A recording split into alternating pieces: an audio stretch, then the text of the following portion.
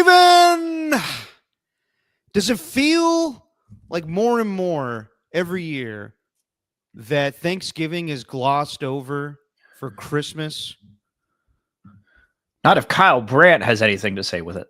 He loves himself some Thanksgiving. No, but like we got to Halloween, and then, right when Halloween ended, October 31st, we get to November 1st. And at KMBR, we share a space with Bonneville. And of course, Mormons. So, they care a lot about Christmas. But right away, they're putting like decorations out and putting our studio doors in wrapping paper. And I'm like, whoa, whoa, whoa, hang on. You forgetting Turkey Day? Like, I just feel like it's often slept on. It's often just forgotten. I don't know. I feel like we always skip over Thanksgiving. It's neglected. And I think, like Kyle Brandt, it's one of my favorite holidays. Why is that? Because it's simple. You don't have to get gifts.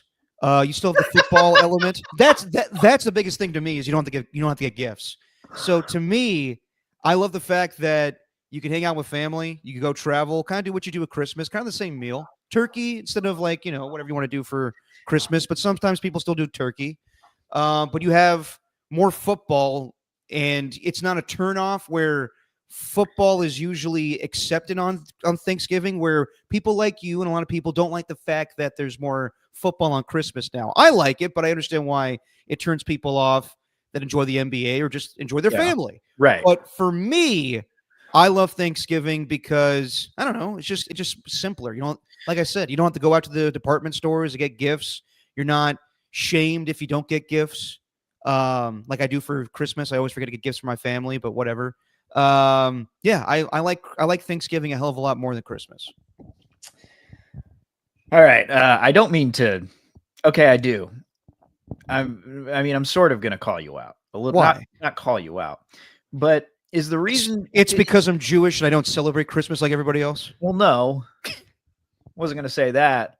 It just sounds like Thanksgiving's your favorite holiday because you have to do fuck all. I have to like all you have. I have to do gifts for anyone. I could just sit. I have to do fuck all Christmas as well, dude. It's like I could just sit down and watch football. I don't have to do anything. I don't have gifts to give. But it's food's more incorporated. Christmas is more gift giving and love and family, and Thanksgiving's like that as well. But it's kind of like a little more allowed to drink and just eat and watch football. I don't know. They're kind of similar in a way. Like you still do the same shit you do on Christmas Day that you do for Thanksgiving. But I don't know. I just like Thanksgiving more. Yeah. And I don't do fuck all. I do help out my mom a little bit when it comes to Thanksgiving. Yeah. Okay. Because like the primary reason you didn't really say like at first, it's a great time to get together with my family. We always have a tradition every year where we do this and that. No. The first thing you said, list number one, I don't have to get a gift for anybody. Yeah. So that automatically makes it. Dude, I hate shopping. I really do. Like I hate shopping. And like if Christmas is all about like spending time with your family, then I'm all for that. But it is so materialistic. I can't stand that about Christmas. How everyone's encouraged to go to department stores and buy shit. And I'm like, no, whatever. Like if people want to get me gifts for Christmas, cool. If you don't, I understand that completely. But I feel like some people, it's like, you didn't get me a gift? You didn't spend money? I don't care. Whatever. Who says that to you? Sometimes my family does. Like we get together, my little brother Nick will be like, so you didn't get anything again, huh? And I'm like, no, I didn't. But you care about that shit, huh? Well, you got to set that boundary. You got to set the boundary. See, I'm not going to act like I'm, old jolly Saint Nick here and I just give everyone gifts and I get complete pleasure out of it. I do enjoy giving gifts to people. Right. But do I enjoy like the actual process of buying stuff? No. And, the relationship with the brother, like my brother set that boundary a long time ago when he had kids. He's, you know what type of, I'm not going to talk about someone else's money, but let's just say my brother's done pretty well for himself. Good for him. Good for you. Yeah. And he's to the point where he's just like, what's the point of waiting until a certain date when I could just get it myself? Like right now. He doesn't like he doesn't like the idea of gift giving because he feels like you could do that at any time of the year. But the thing is, the argument I have with him is, well, you don't get anything for anyone any time of the year, though. So what? Yeah. What do you mean? What do you mean you could get something for anyone any time of the year? Although he's helped quite a bit with the baby stuff for me. So really, he set that boundary a long time ago, though, where we just don't really give each other gifts anymore. Sometimes I'll get him something as a surprise because he helps me out a lot. Right. But I think those ones are the best, though.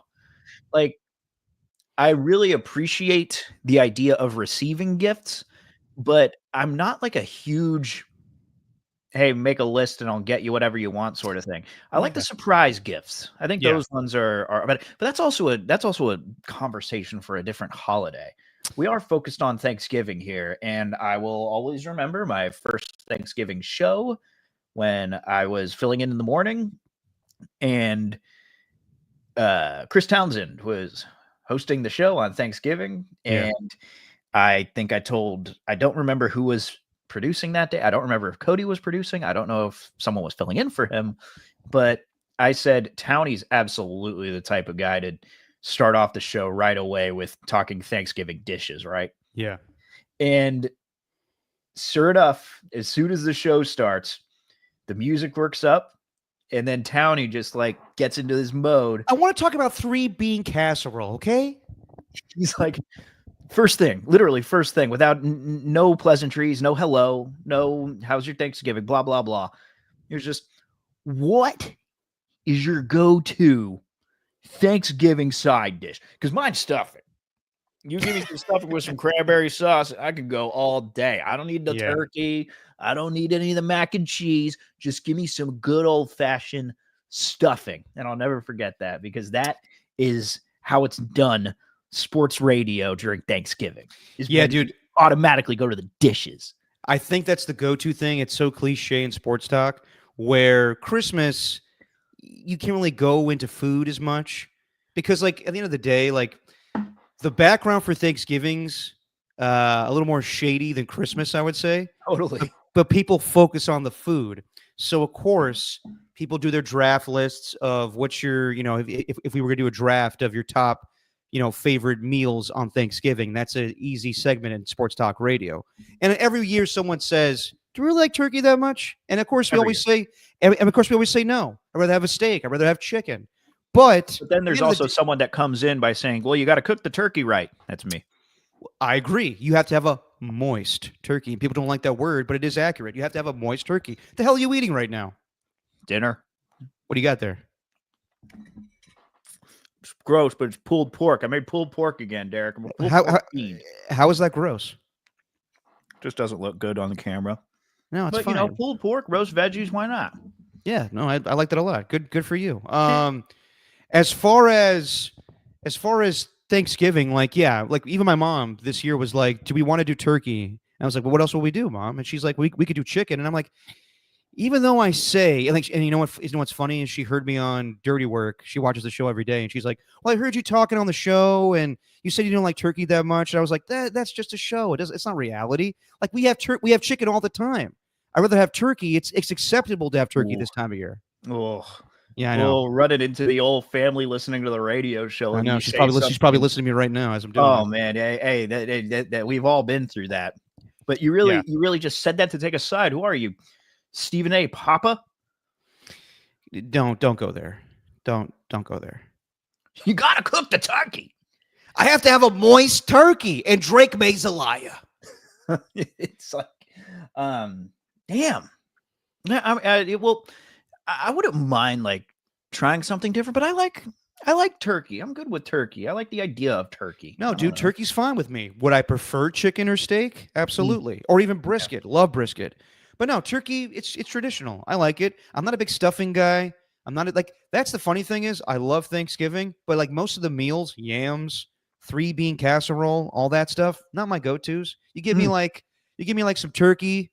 I could go like rice, just plain white rice, some salad, corn. I'm good with that.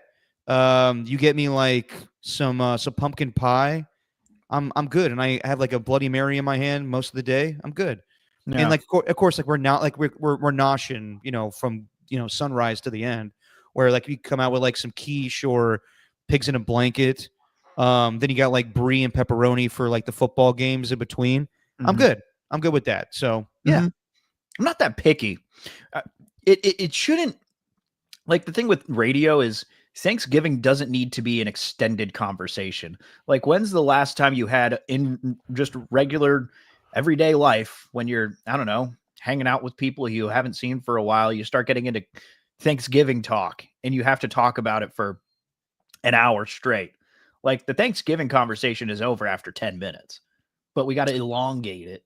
Are you talking about like when you're talking to family, or what are you talking about? No, in sports radio, you got to, when you're talking to family, like the Thanksgiving thing is normal, but I'm talking about in sports radio, you got to prolong that conversation to let the hour drag out because you don't have anything to talk about on Thanksgiving. So you got to talk about food, but it's so hard to talk about food because you might say something you regret. Like, I don't like this thing. I don't like this thing. Well, I heard you didn't like this, so I didn't Yeah, I make this know. for you. I It's know. just, You know what? you're throwing yourself you're throwing yourself into a risky place, I think. I when would you're I, discussing I would food. rather talk about food for 4 hours than Brock Purdy throwing 3 interceptions in a game that did not matter. Why? Because at the end of the day, it didn't matter. We'll get to it, and I'm seeing people in the chat already come up with their food takes when it comes to Thanksgiving. AJ Cruz right here says turkey sucks.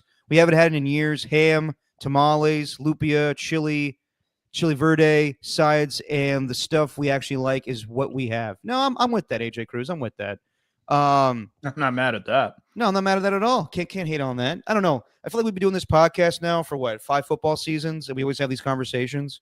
We do every year. But yeah, we do it every year. Like, like, do people really appreciate Thanksgiving as much as Christmas? No, the answer is no. It's Yeah. slept on all the time. And yes, we are always picky about our food. We always complain about this or that. At the end of the day, as long as you're surrounded by family and have football on, it's a good time. So So I would put Thanksgiving above Christmas.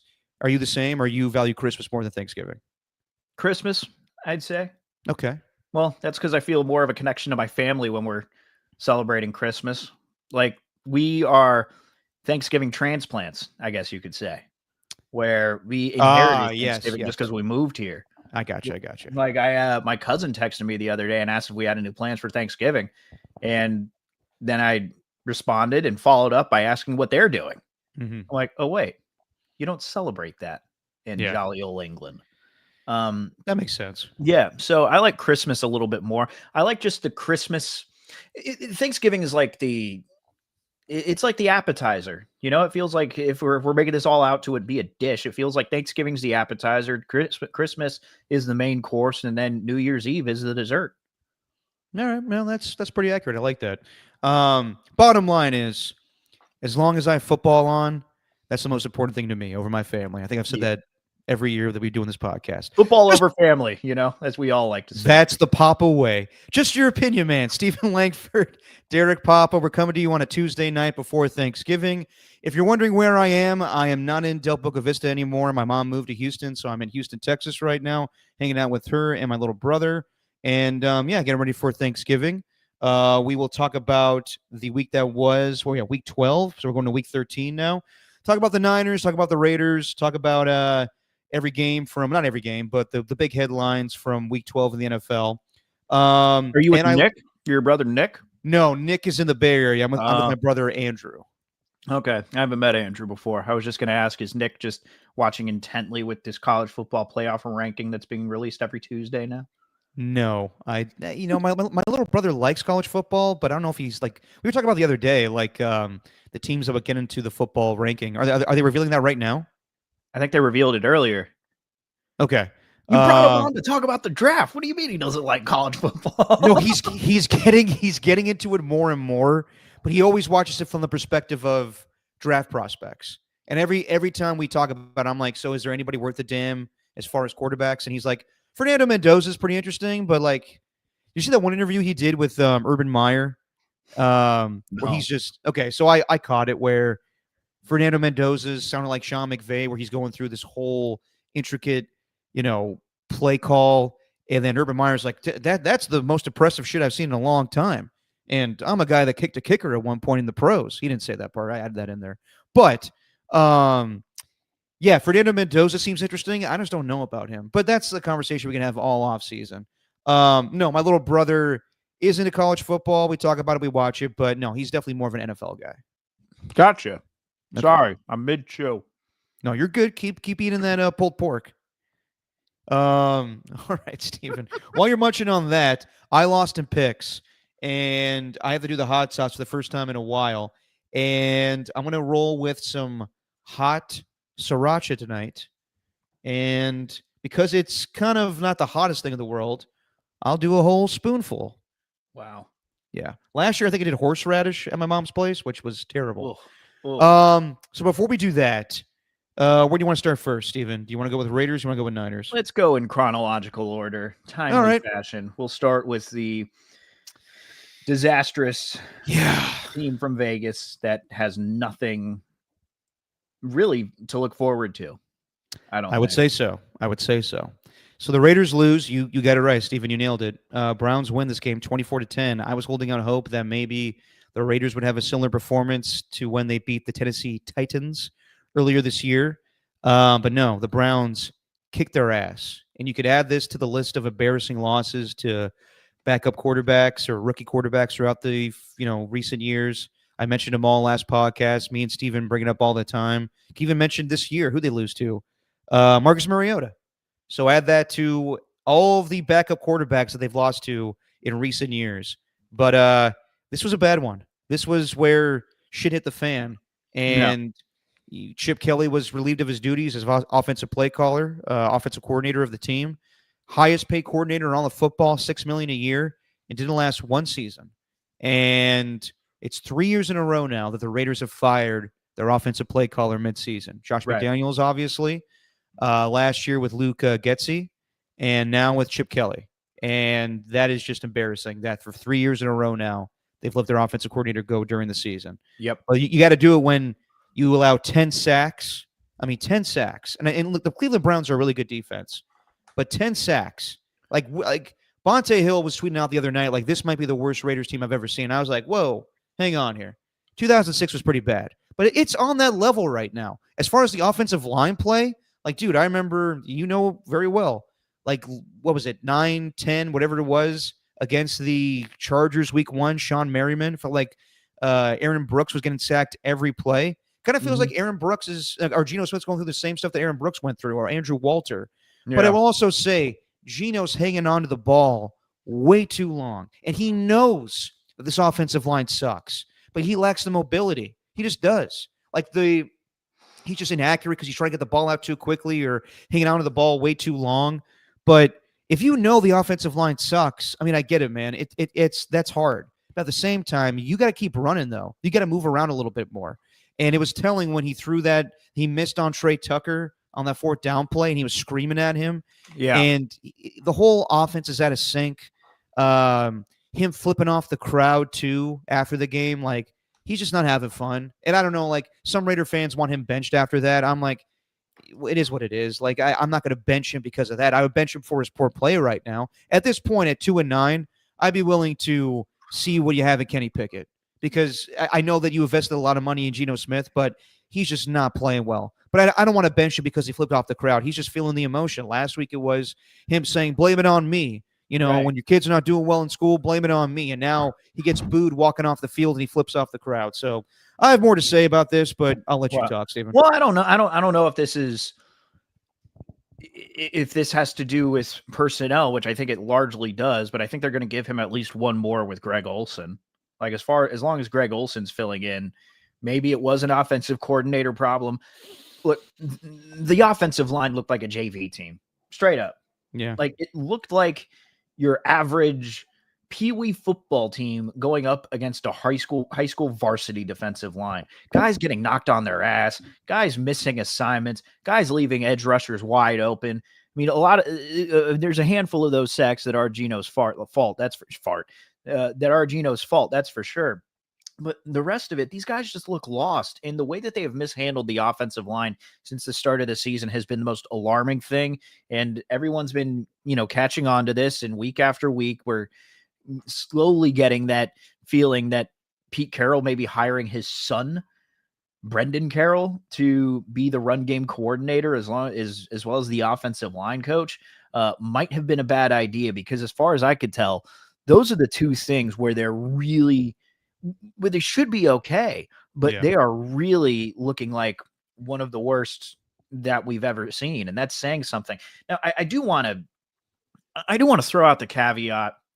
This wasn't and I know who can really defend the Raiders right now, but this wasn't the offensive line that they had planned going into this. Like, we got to remember that Colton Miller's out at left tackle. Stone Forsythe is terrible.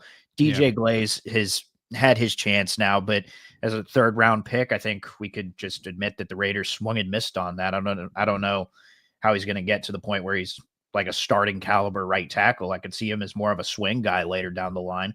But the way they handled Jackson Powers Johnson was, I think, irresponsible. Like, he was clearly your most talented lineman, and you decide to start guys over him. Not to mention, like, the Stone Forsythe and DJ Glaze thing.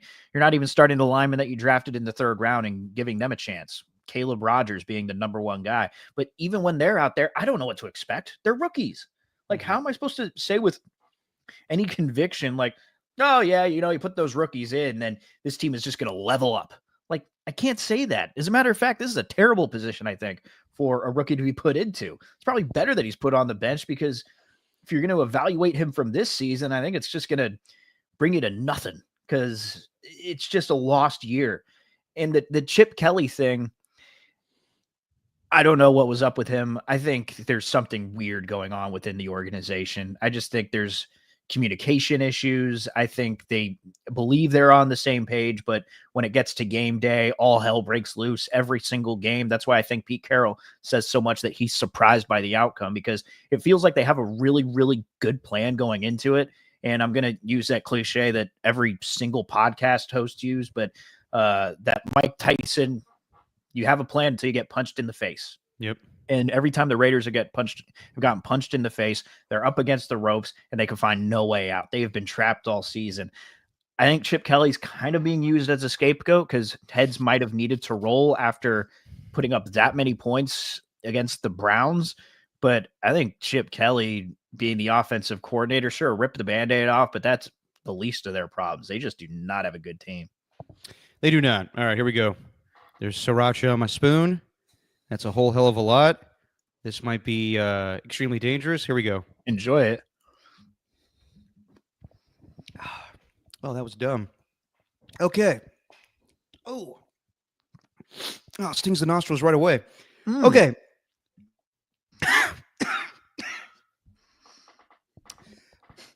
So as far as Chip Kelly, when it comes to heartburn, that hurts. When it comes to Chip Kelly, yes, he might have been the scapegoat, but a lot of people that watch X's and O's more than me and you, Ted Nguyen, Dan Orlovsky, they're all looking at the tape and they're like, this is awful. Yeah. This is awful. And yes, I have defended Chip Kelly to a degree where it really is the personnel. Like, it's clear that this Raider team is just, it has not a lot of talent. You have Brock Bowers, you have Max Crosby, you have Ashton Genty, who seems promising, but besides that, I really don't know what this team is capable of offensively. I mean, I do know what they're capable of. They're capable of doing not a whole hell of a lot. And I got to say, in his first year as general manager, John Spytek has not done a good job getting talent. He's just not. Like, if you're trying to hit on guys in the second round and third round, fourth round, fifth round, later rounds, you failed at that, because these guys are not impact players right away. You would say that with the 49ers and all the deficiencies on defense, they found better players that can help them in the long term than the Raiders have right now. But yeah, if people are not on the same page, if Pete Carroll is not on the same page with John Spytek and the coaching staff's not on the same page with Pete Carroll, this is a mess right now. We talked about it last week. At the end of the day, this team sucks, and they're going to have to, either rebuild from the jump next season, or clean house with the coaching staff. I don't think John Spytek's going anywhere. We heard rumors about Pete Carroll maybe wanting to step down. Like, there's one point in this game where I think it was maybe the last sack where Pete Carroll throws his headphones off in a fit of rage, and he's like, "Why it looks like, why am I here?" Like, and I wonder that too sometimes. Like, why is Pete doing this? Just to have a end on terms his way, because he didn't like the way things ended in Seattle, where he was told, "You're too old and you're out of here." and we want you to be a consultant for us. And he took that as an insult. So he wants to, finish with a high note. This isn't a high note. Mm. This is the lowest point of his career as a head coach. To go back Yeah. to his days with the Jets or the Patriots, even the Seahawks, like, yes, he had bad seasons. Nothing like this, though. This is awful. Yeah. So, yeah, I hear you on Chip Kelly, but someone need to be the scapegoat here. And when you're 2-9 and the offense is doing diddly poo, you have to fire him. And when he's paid the most money as a coordinator, you have to let him go. So I thought maybe they wait till the end of the season, because we've been through iterations of Greg Olson before, so I don't know what he's really going to change.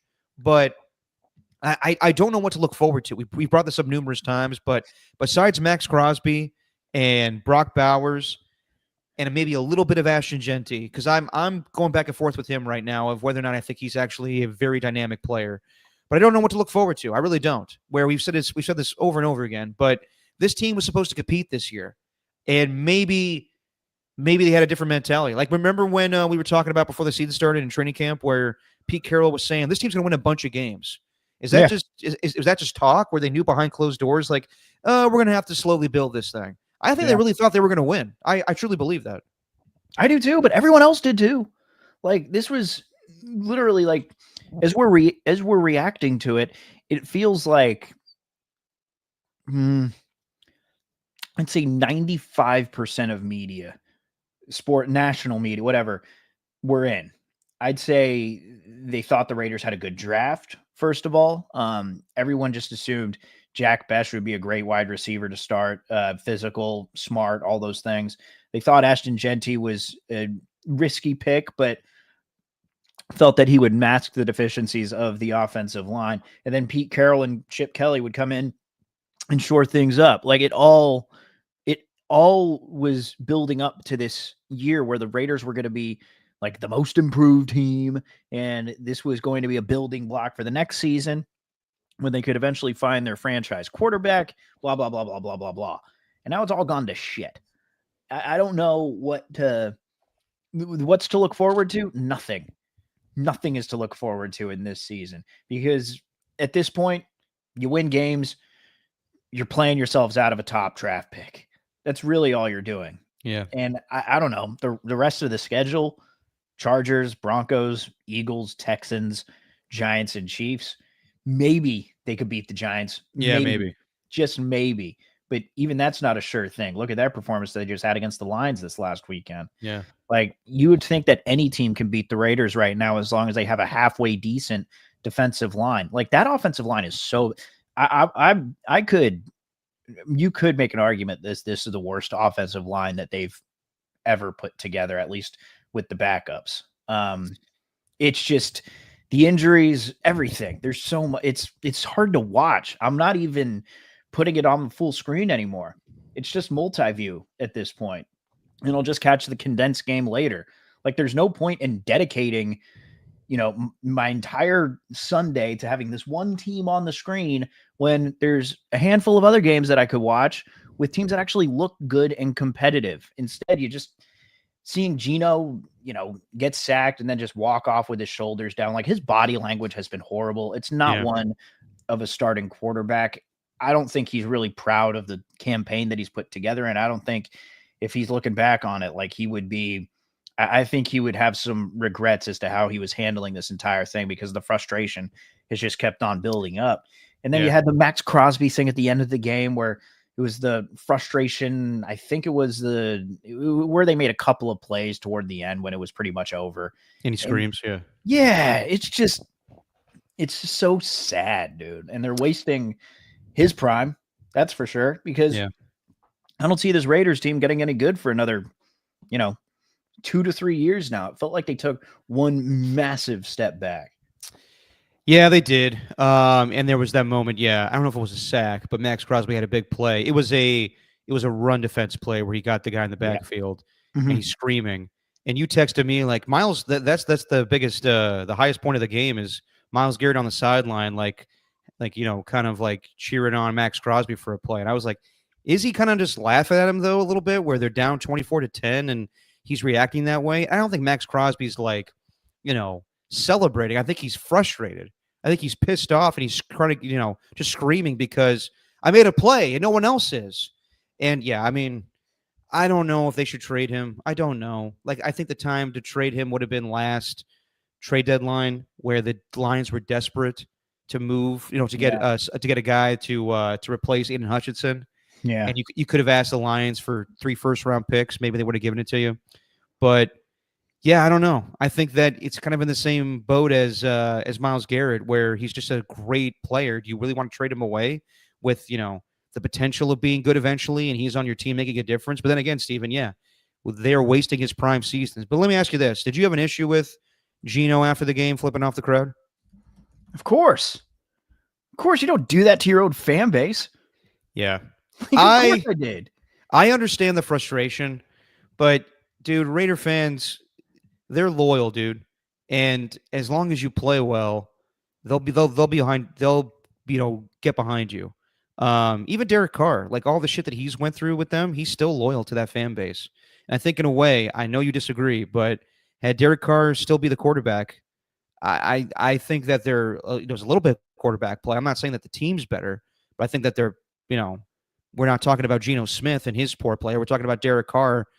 I don't know how better they are. I don't like Yeah. with so many different head coaches. I don't know if Derek Carr would have survived all that shit. So maybe I'm just talking out of my ass right now. But That argument to me is just a non-starter. These are two different teams. I don't think Yeah. Derek Carr would make this situation better. I don't know which quarterback would make it better. I don't think you could take the headset off Tom Brady. You can bring him out of the booth and you put him in football pads and you suit him up under center. Like, I don't think even he could survive behind this offensive line in his prime even. Okay, maybe a little bit. But like the thing is, they kept on running the same thing like over and over. It's just constant first or second down runs, which go for nothing. Then you put yourself in a second or third and long situation. And Geno in the shotgun, he takes a 3-step drop. And already before he's even on his back foot, Myles Garrett has got past Stone Forsythe and the middle, the defensive tackle whose name is blank, Mason Graham, looks every bit of that top 10 pick that they selected him for, which people kind of crapped on them for, by the way. Like, they were running the same thing over and over, and there was a lack of adjustments. The fact that Geno just does not throw the ball away baffles me. Yeah. Well, he throws it away into, the defender's arms. Yeah. Yeah. It's too, and they had a couple of chances, right? But they also don't have a number one receiver. Like Trey Tucker missed a couple of pretty critical catches that could have changed the game, but it's just this team overall, it's so bad. Yeah. It sucks to say. It's a professional football team. No, I know, but it never improves. And you think that getting a Hall of Fame coach, would change things, but it doesn't. Yeah. And, I hear people in the chat, like, Ernie saying, what did he say earlier here? Come on, Derek. Derek Carr wasn't that good. He was better than people give him credit for. And yes, he played behind a poor offensive line in 2018. He was getting his ass kicked. So I'm not saying that he would be better right now. I'm just saying, like, I don't think Raider fans appreciated what they had.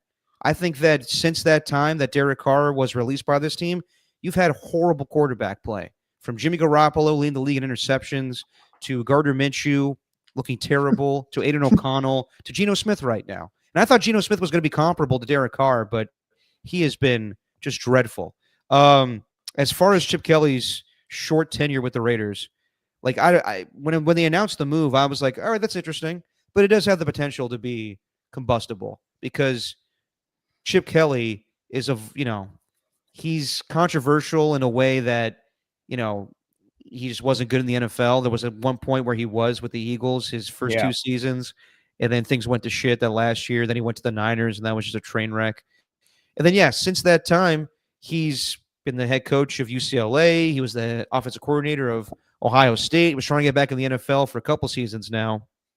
But, yeah, he's not coming back to the National Football League. He'll probably go back to college, whatever his job is, maybe you're an offensive coordinator again. But I thought it was outside the box thinking. I appreciated Pete for going with him and kind of choosing, a head coach at offense and sticking with Patrick Graham. But maybe both coordinators were bad hires. So I don't know, dude. I think at this point we've been saying it, most of the time this season. This is probably the most surprising of how bad a Raider team has been. Like even the 2022 season, they were bad, but Josh McDaniels, we knew the backstory with him, and we had Right. his time in Denver to look upon to be like, okay, this is why they're bad right now. It's just he's not a good head coach. Uh, with Antonio Pierce last year, we kind of anticipated that, you and I, where it's kind of fool's gold. He's not really a good head coach. He's a good leader of men.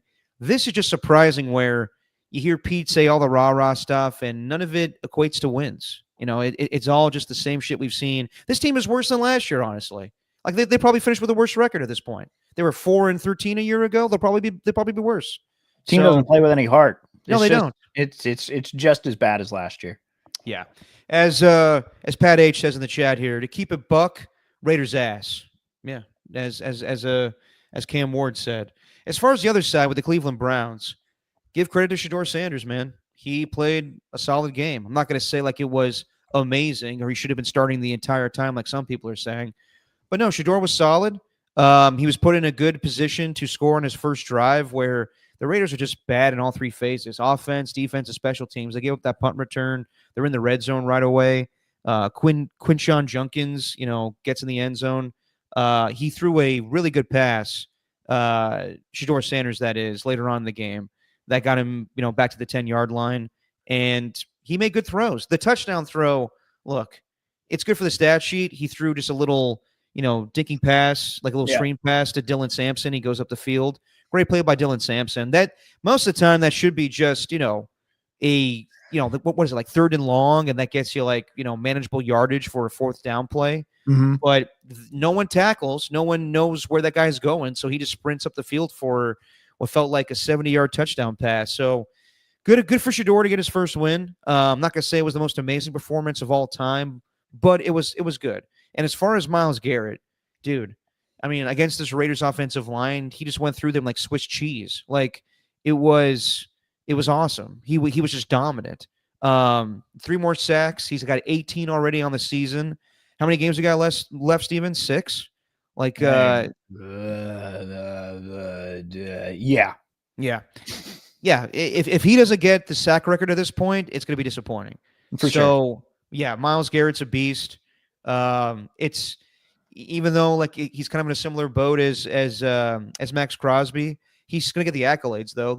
He most likely will get Defensive Player of the Year on a 4 or 5 win team. But it just feels like Myles Garrett, is recognized more than Max Crosby, just because he's awesome. He has these games, and it sucks where he's got these performances where he's got 5 sacks and 4 sacks and loses, and then he finally gets a good performance and wins. But yeah, it's similar, but whatever. They both can talk to each other after the game and laugh about it, about how their careers are kind of wasted on poor teams. But yeah, I'm kind of rambling here, but yeah, Raiders suck. I don't know what else to say. Yeah, no, the Shedeur thing, he was good. I mean, he wasn't great. He was fine. But the Browns did their job in that they just kept him out of harm's way. He didn't hold on to the ball too long and then just take a bunch of unnecessary sacks, which is what he did a lot of the time at Colorado. Although now Shedeur is creating this whole culture war right now on socials. I don't know if you've been seeing that. And that's just a whole nuanced, complex conversation that you and I are ready to have, or we could be, but it's just like the Shedeur thing it's taking on kind of a life of its own. And I'd love to focus on just the game, but it feels like there's more than just a game going on with what's happening with him, at least just from the outside looking in. I think, who was it that I saw earlier? I think like Kendrick Perkins said something like, oh, he's got an opinion on it. Yeah, Shedeur is like the most powerful black man since Barack Obama or something like that, which is just what? Wow. So we're, you're getting stuff like that. But as far as his actual game, like there was nothing that was all that impressive. He missed some wide open throws, except obviously that one 50-yarder in the opening drive, which set up the touchdown. He was Like that was a nice throw. Rolling out to his right and then just chucking it deep. It was a dot. But other than that, nothing that I'm looking at thinking, yeah, this guy's the franchise player. Like I kind of understand. I understand why he wasn't taken top 10. Yeah. Could he have dropped to 5th? No. But also the Kevin Stefanski thing is a little damning. I mean, to do to not to do the post game celebration with your team and do the classic victory speech, but not bring up the fact that Shedeur Sanders picked up his first win as a rookie and the first rookie quarterback to do that for the Browns in however long. Been a long, long time. Just to not even give him kudos at the end. I thought that was pretty alarming. Did not see that. Yeah, you just barely said anything. That's interesting. I think also, I think if you ask Shedeur or Kevin Stefanski behind closed doors, you know, he didn't want Shedeur. That probably he probably didn't want to name him the starter for this week against the 49ers. Yeah. Dylan Gabriel was cleared to come back from his concussion, but I'm sure that's an owner move from Jimmy Haslam.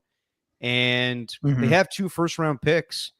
I think they probably want to go with somebody else. I think that they don't see Shedeur as a long-term answer. I think that he puts butts in the seats, and he definitely will for a home game against the 49ers. But yeah, okay, that's a little damning on Kevin Stefanski. I'll give you credit for that one.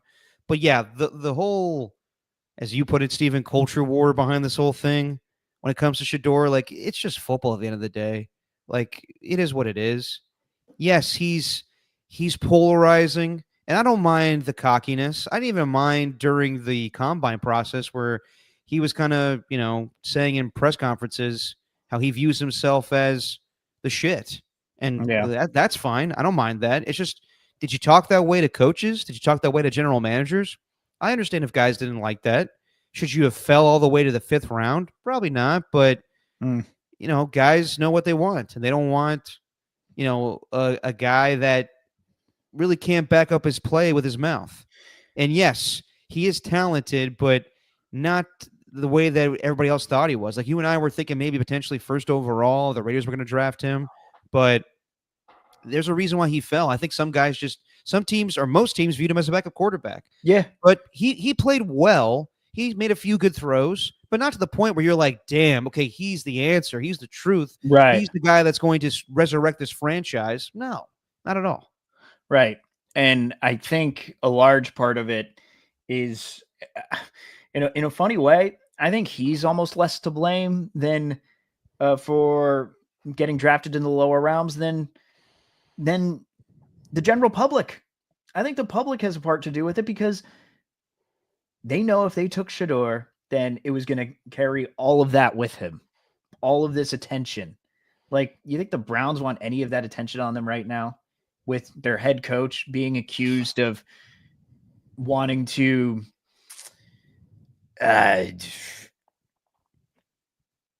for lack of a better term, I guess, ruin Shedeur's career? Like, do you really want to be that guy? Like, no, there's a lot that comes with drafting him more than just what you're getting with the player. It's risky, I guess, picking him because of just all the noise that's going to come along with it. And it's just kind of natural. And I think that's partially on the public as to why all the attention is going his way and why he ended up falling, I believe.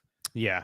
And I will say, I was, again, I try to say that I'm not a Raider fan anymore, but there was part of me watching that game where I was pissed off being like, we're going to lose to Shedeur Sanders. And again, it's not even like we're losing to Shedeur Sanders. I shouldn't say we, because then it makes me sound like a fan, but the Raiders are going to lose to Shedeur Sanders. And again, that's not like me hating on the kid. It's just everything around him. It's like we're losing to a, social media star, and he's much more than that. But like all the talk around him just kind of pisses me off sometimes, where I don't want him to fail, but like I kind of want the NFL experts to be justified when a lot of people that don't talk about football think that they know football. And it's not anything against him. He comes from a great family, and Deion Sanders is his father. But yeah, I think that there is a reason. I think people freak out when it's like, oh, he was blackballed. There's something going on behind closed doors with Shedeur Sanders and why teams hate him. No, I think it's simple. I think he was not as good as people make him out to be. It's bottom line. Simple as that. And it's interesting to hear Antonio Pierce talk. You sent me the clip, Steven, and maybe we could play it if you have it. You sent it to me like 5 times in a row. Yeah, this new chat system on Twitter sucks, or X, whatever the fuck you want to call it. But yeah, Antonio Pierce made it out to be like, if he was still the head coach of the team, that Shedeur would be their quarterback. Here's Shedeur Sanders on CBS. First of all, when I was with the Raiders, he was one of our top choices. If I would have stayed there, there's no way he goes to the 5th round. Mm-hmm. I'm making that choice and the decision that we're drafting. Mark Davis was on board with that. Our organization was on board. We believed in what we saw with Shedeur, and it's all enough. Obviously, what the situation I dealt with the quarterbacks. But one thing about Shedeur that I think we see all the glitz, the glamour, hitting the watch and what time it is and all that is. He's born for this. His pedigree. Okay, see, this is where that's where you lose me. Yeah. That's where you lose me. Giving analysis, he's born for this. It's the same as he has that look in his eye. Yeah, exactly. What? What do you mean he's born for this? That's why you were going to choose him, because he was born for this? No, the reason why they were going to select him was because we saw a bunch of videos. We played it. When Antonio Pierce was the head coach, Mark Davis was infatuated with Shedeur Sanders, even before that. And of course, Shedeur had a relationship with Tom Brady. But yeah, there was like speaking engagements where Antonio Pierce was there talking about Shedeur. Deion Sanders on the record talking about how he loves Antonio Pierce as head coach. I think they were hoping that Antonio Pierce stayed and he would have been drafted by the Raiders. But for Antonio Pierce to act all arrogant there and be like, if I was the head coach, we would have drafted Shedeur. Don't act like you had a say. Don't act like you might have been in the room, but Tom Telesco didn't give a damn what you thought about personnel. I'm sure Mark Davis didn't care either. Yeah, they wanted your input, but to act like you had the final say, please, dude. Like, remember when the last couple of games before the season ended last year, and they asked him about his future with the team, Antonio Pierce, and he's like, ask Tom Telesco. Like, right. They were not on the same page with each other. It was an arranged marriage. So for him to act like if I was the head coach, Shedeur would have been our quarterback. Bullshit. I'm not buying that for a second. Yeah. I think Go ahead. No one's benefiting from the Raiders' downfall more than Antonio Pierce. I guarantee you that. Like, you got Mac Van out here saying Dave Ziegler sabotaged Antonio Pierce by getting rid of Josh Jacobs.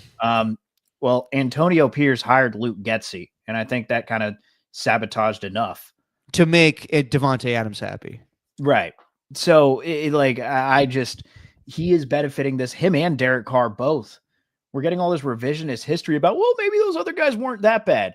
Like, no, they were bad. This is like dismal. This is, I hate to use the word, deplorable. Like, this is just ugly, dude. Ugly. Yeah. Like, it's so bad that people are giving a pass to the previous Raiders. The Raiders stunk then too. Yeah. Yeah, I know, but it was at least tolerable. This is just awful. Like, to be on last year wasn't tolerable for me. I stopped watching last year. I'm not talking about that. I'm talking like I hear you, but like Derek Carr, I think was better than what people give him credit for. I really do. I think that as far as this, like, I hear you, Mac Van, but like, did you really believe in Antonio Pierce? Like, did you think that they were actually like? I get it. Like, yes, he fit the mantra of the Raiders, and he was smoking stogies in the locker room. But like, did I believe that he was going to turn things around and he was the guy that was going to come up with a scheme to beat Andy Reid and Sean Payton and Jim Harbaugh? Fuck no. Those coaches run circles around him. Now, to be fair, those coaches run circles around Pete Carroll right now. And it's hard to see. Now, should they have gone with Ben Johnson? Absolutely. But there's nothing appealing about the job for Ben Johnson. I don't know who else would have been a better option at this point than Pete Carroll. I think Pete Carroll was the right move, much like Bob Melvin with the San Francisco Giants, where you just need an adult in the room. You need someone to establish a culture. It's not happening. It's bad with Pete right now. And I don't even know if it makes sense to fire him. It probably does, but what's the option after that? Where are the Raiders going after that? So, yeah, it's funny to go from Antonio Pierce to Pete Carroll now, and it doesn't improve. It gets worse. But I'd still make that move. And maybe there's a better option than Pete Carroll that I'm not thinking about right now, but at least Pete Carroll's won a Super Bowl and has years and years and years of success on his resume.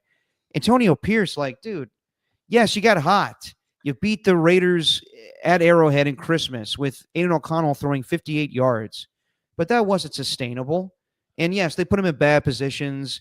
At the end of the day, like Josh Jacobs was bailing and Saquon Barkley was bailing. The way they conducted that whole process the year before training camp, those guys were not coming back to those teams. So anybody can blame, Joe Shane and Dave Ziegler and Tom Telesco for not re-signing those running backs, but they were pissed off. That was a year prior. Antonio Pierce was in a bad position with Gardner Minshew and Aiden O'Connell as his quarterbacks, but I just wasn't buying Antonio Pierce. I did not think Antonio Pierce was going to turn things around. But then again, I thought Pete Carroll was, and here we are. Yeah, here we are. So do you think if Trayvon Merrick was playing for the Raiders that he would have punched Jawan Jennings in the nuts? Yeah, probably. That's the Raider way, baby. It's a segue. I know. Raider topic. It's a good segue. We are beating a dead horse that's already been mangled and chopped up and eaten by the vultures. I know. I've spent way too time talking about this team that lost 24-10 to the Cleveland Browns. I feel like I've been rambling. Just say what I said last week. This team sucks. It's just when you lose the Cleveland, like if you lose the Dallas Cowboys, all right, it's bad, but losing to the Cleveland Browns, the fashion that it was, yikes. But then again, Myles Garrett's a future Hall of Famer, so you let that go. But everything else, yikes. Niners win 20-9. Give me your thoughts on this, Stephen, before I give you mine, because I think I'm going to go against the grain when it comes to Brock Purdy. Well, the most shocking thing was the defense.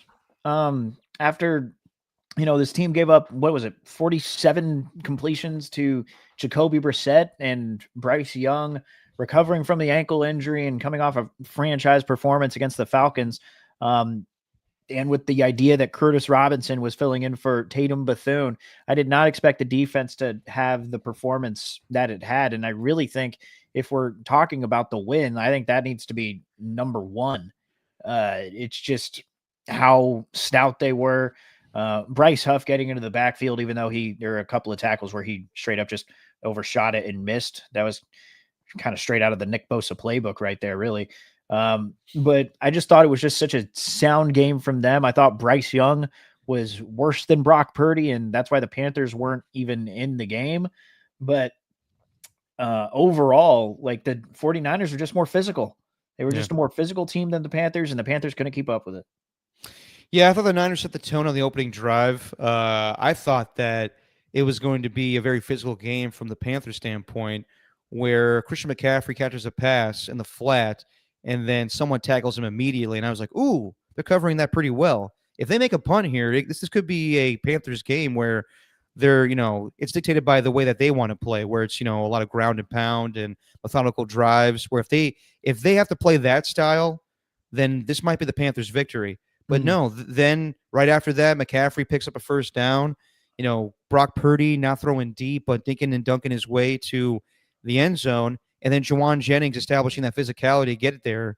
I thought that's where I was like, okay, this is going to be the Niners game. They're playing with the lead already. If they had to punt, I thought that the Panthers could have definitely won this game. But the fact the Niners went up 7-0 and they were forcing, Bryce Young to play down in the game, and he did that a week ago against the Falcons, but it was just different. It was a bad game plan by the Panthers, and give a lot of kudos to the 49ers defense. Yes, with Curtis Robinson playing, and then playing a offense that threw for 448 yards, it was going to be a challenge. But I thought the Panthers came in with a terrible offensive game plan to only give the ball to Rico Dowdle six times for 38 yards. Like, you're overthinking it. I know that, they knew that Robert Saleh was probably going to shut down the run, but establish the physicality a little bit more. To just give him 6 carries. And again, yes, Brock Purdy played poorly. We'll get to that. Bryce Young played like dog shit yesterday. Just missing high, and that 2-point conversion they tried to go for, just way too high over the receiver's head. I know it was tipped by Alfred Collins, but terrible pass. And yes, the Panthers got 3 interceptions. The Panthers couldn't capitalize on any of them. Right when they get that second one, Tedero McMillan drops a third down play. Mm-hmm. I just thought that they played terribly. If they played like they did against the Green Bay Packers, where they just run the ball over and over and over again, who's to say that Curtis Robertson's able to hold up. Now, again, Right. Robert Saleh had a great game plan like he did against the Atlanta Falcons. Thought it was very similar to that.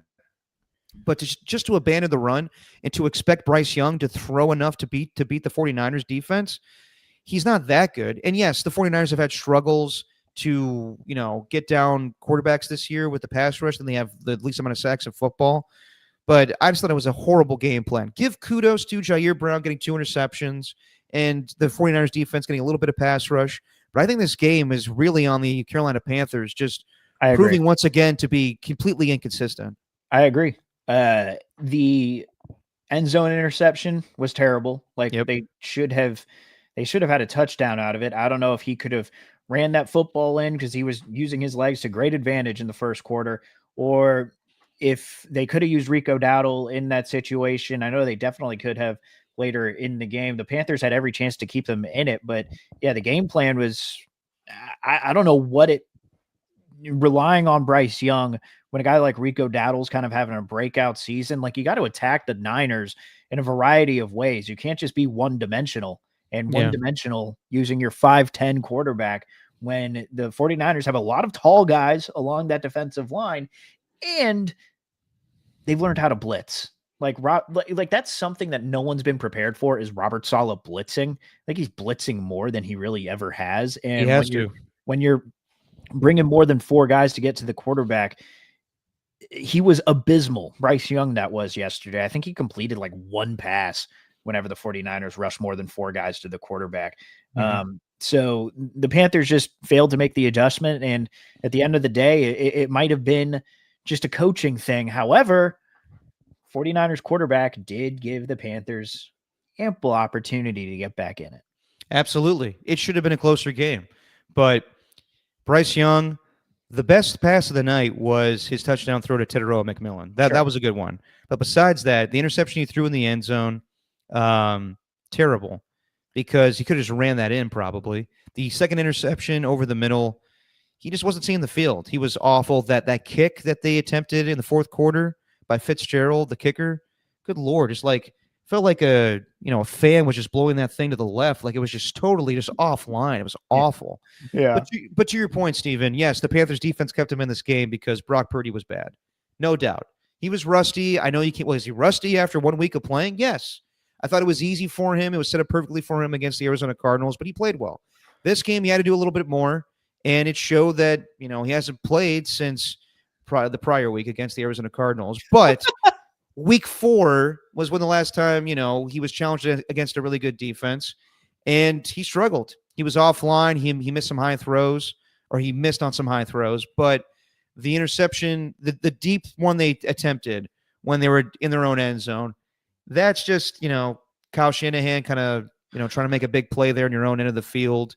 The end zone interception he threw, I don't know if Ricky Pearsall's coming up with that ball there. I know that Kyle Shanahan said that he made the right decision there, but you have George Kittle in the flat. He should have hit him on that one.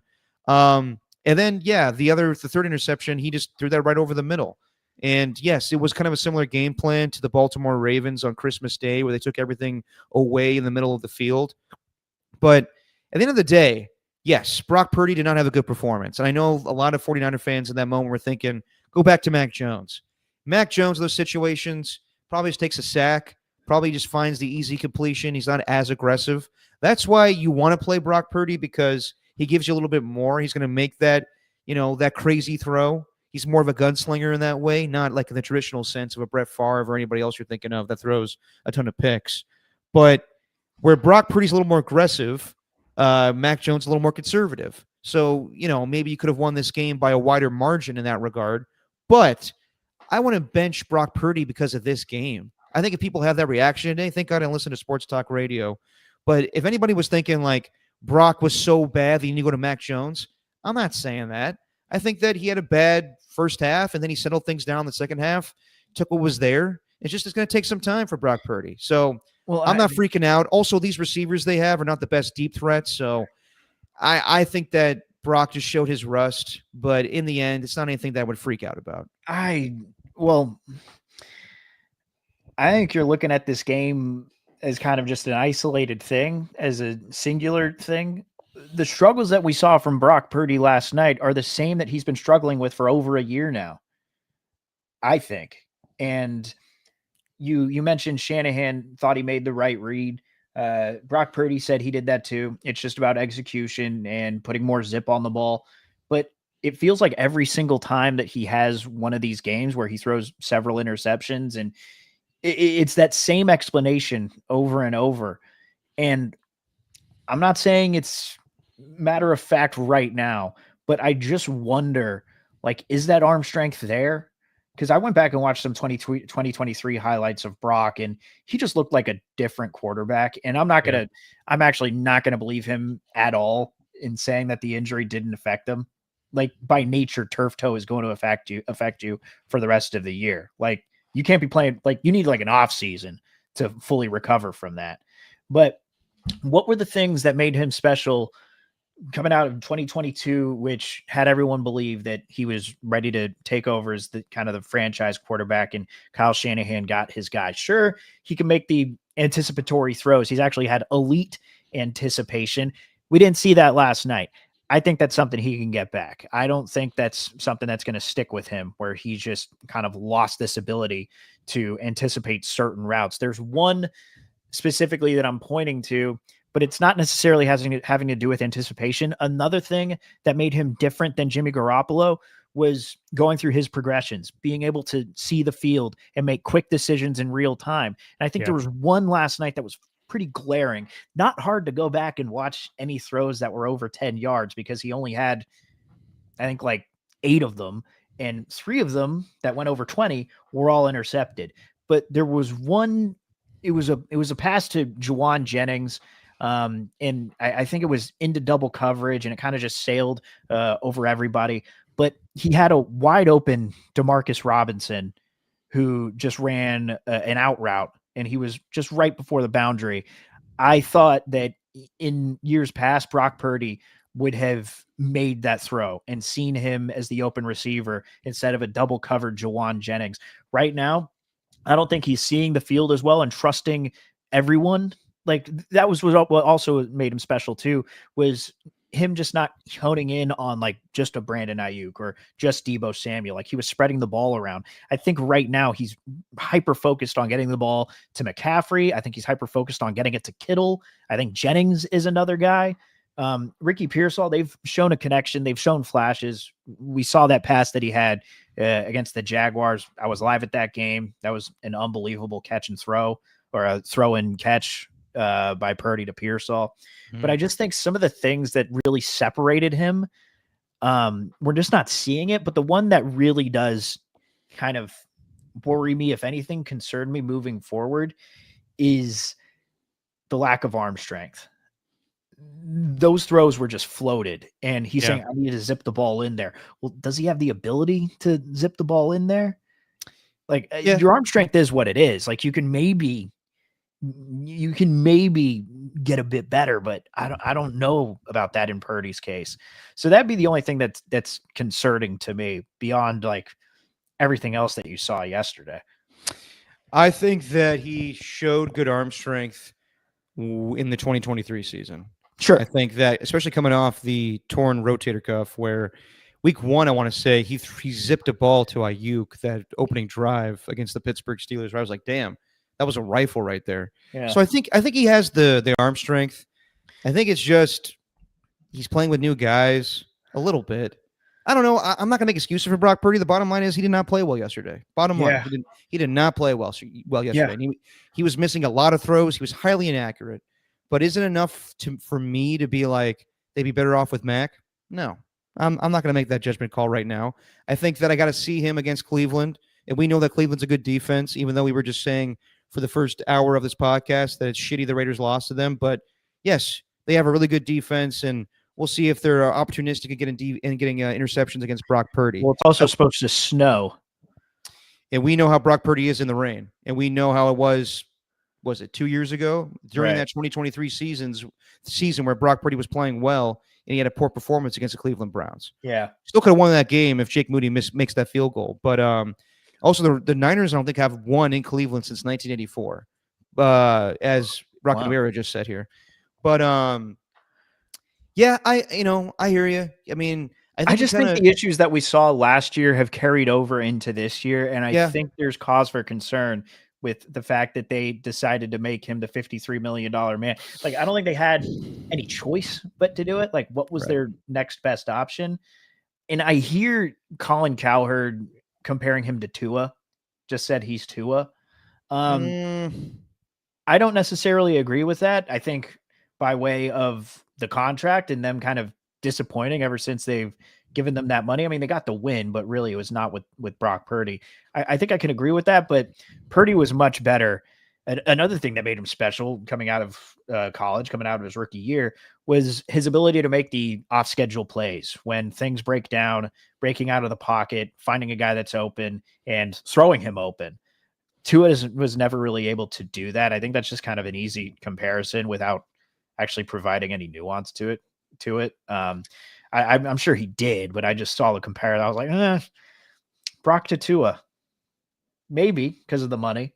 I do see them in the same vein as like Trevor Lawrence and Tua, where it's like, okay, you paid them all this money. Are they really worth it? yeah, I would say it's comparable just because, yes, of the contracts and the schemes, Kyle Shanahan and Mike McDaniel. But as I've said for years now, Tua just, if his first read's not open, he freaks the fuck out. And Right. then he's not good at making off schedule throws at all. Brock Purdy is.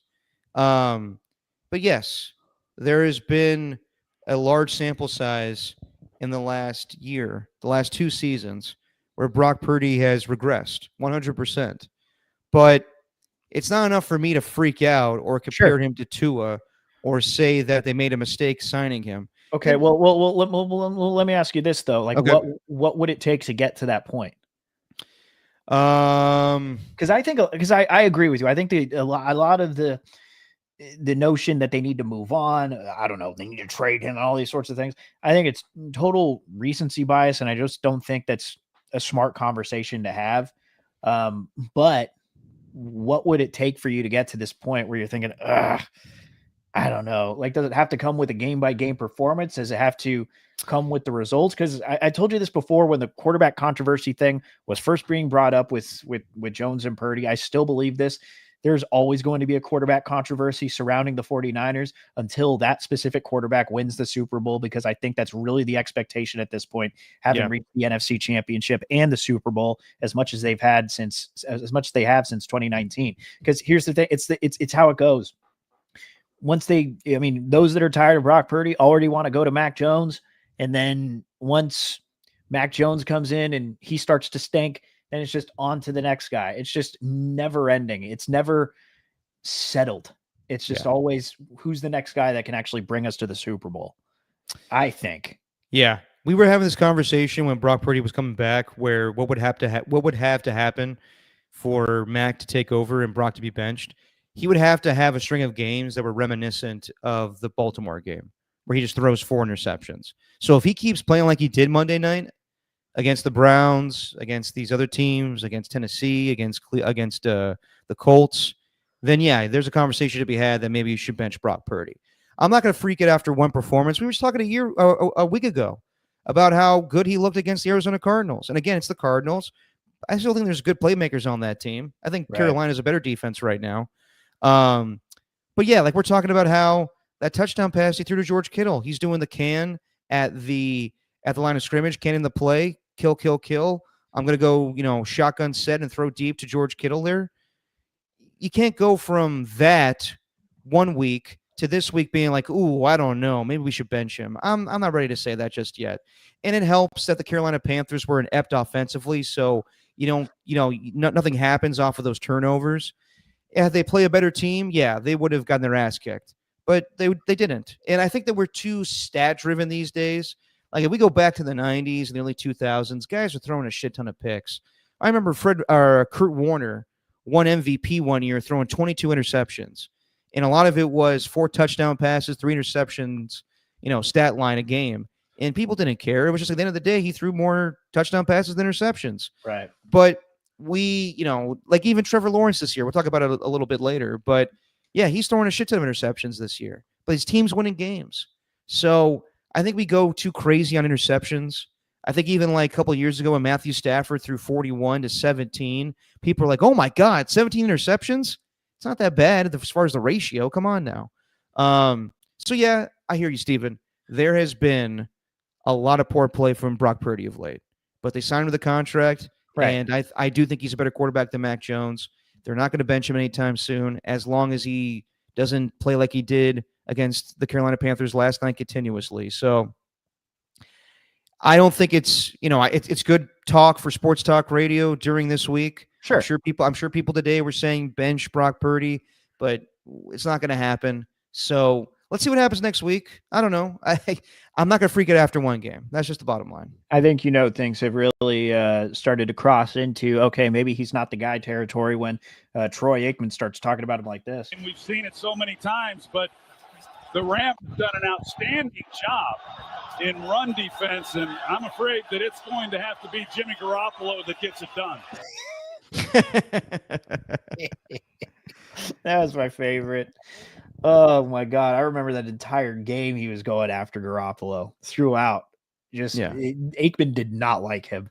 There was something about Jimmy G that Aikman just despised. I don't know if it was like this handsome, good looking quarterback who, I don't know, he's a competitive guy, but also just kind of always has a smile on his face. It was like the complete opposite of Aikman, who was just all business all the time. Well, no, I mean, let's be real. Jimmy just, didn't play the position that well. Yeah. Yeah, that too. Yeah. I don't know, dude. I mean, do people in the chat, like last night, were you thinking like, okay, Brock needs to be benched? Like, I think that some fans in the moment were like, and a lot of, talking heads, a lot of people that I respect too, Brian Baldinger at one point was saying, Mac Jones, anyone? Like, I was like, really? Like, we're going that quickly? I get it. But also I'm like, it's one performance. If he comes out and has a bad game against the Cleveland Browns, and he very well could, they're a good defense. But if he loses them the game with poor play, then yeah, it's a conversation to be had. Yeah. We'll definitely talk about that. But then again, like, there will be the elements, there will be the snow, possibly rain against the Browns in Cleveland. So I don't know. I think at the end of the day, when it comes to the 49ers, I know I'm rambling here, but I think when it comes to the 49ers, last night showed that they're just a really well-coached football team, and that's why they have 8 wins on the season. They've overcome a ton of injuries, and Brock Purdy and that offense gives them a chance to win a lot of football games. But it also showed that if they play a better team against the Eagles, Lions, any team that I've mentioned throughout this season, they're probably going to lose. Like, I don't think the offense is good enough to carry them to 40 points a game or 30 points a game.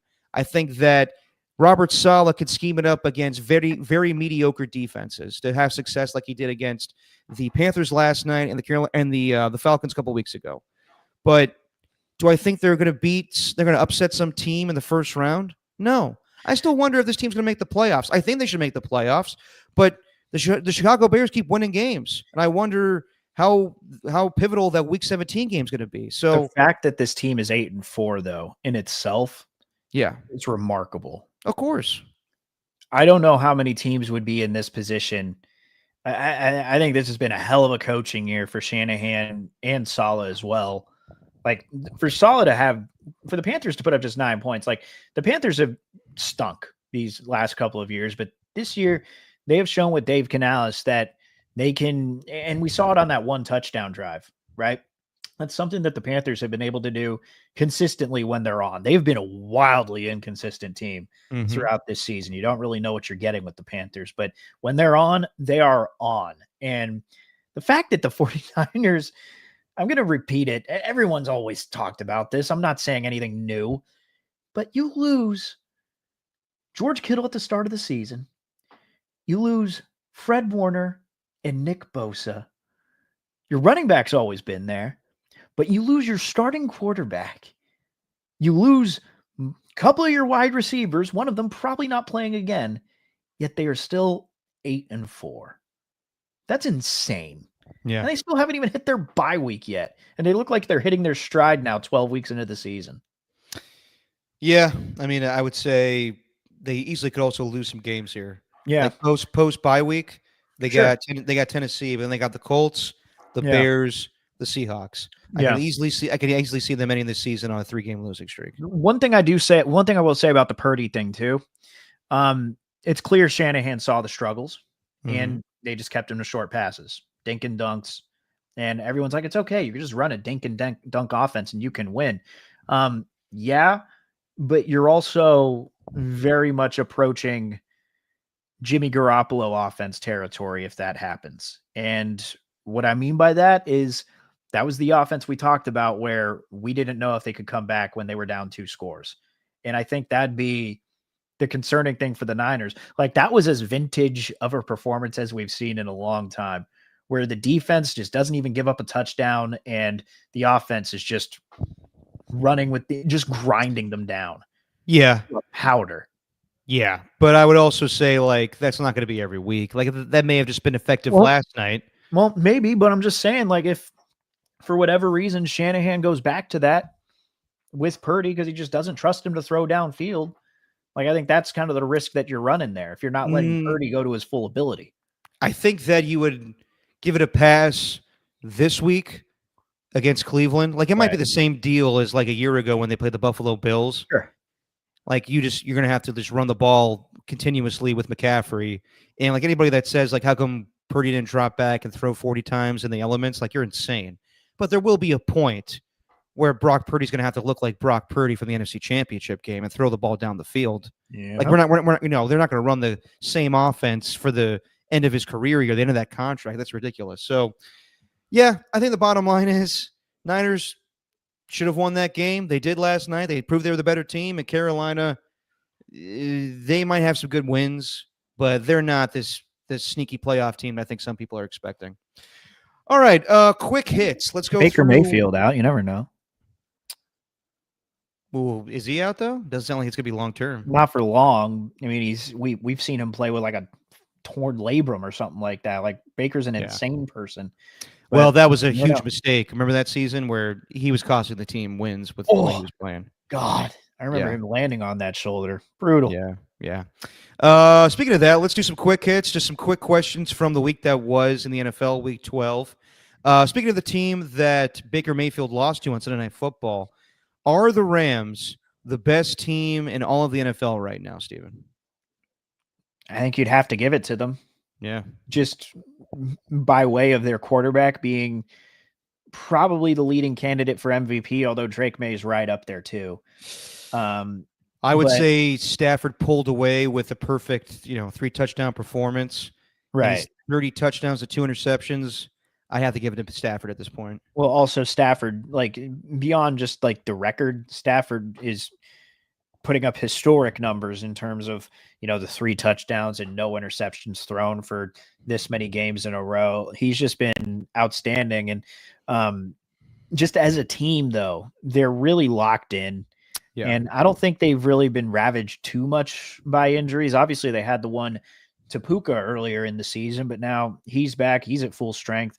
And that defense is continuing to get better. I think the Rams right now are not just the class of the NFC, but of the NFL. Like you asked me a few weeks ago, I probably would have put the Bills up there over the Rams, but I don't think you have anyone else to give it to but the Rams, especially with the way I think what's Otis saying here. The Rams are up there, but I still may have to say the Eagles or the Lions, despite their games this past Sunday. Well, I don't know about the Eagles, man. The Eagles are a weird team.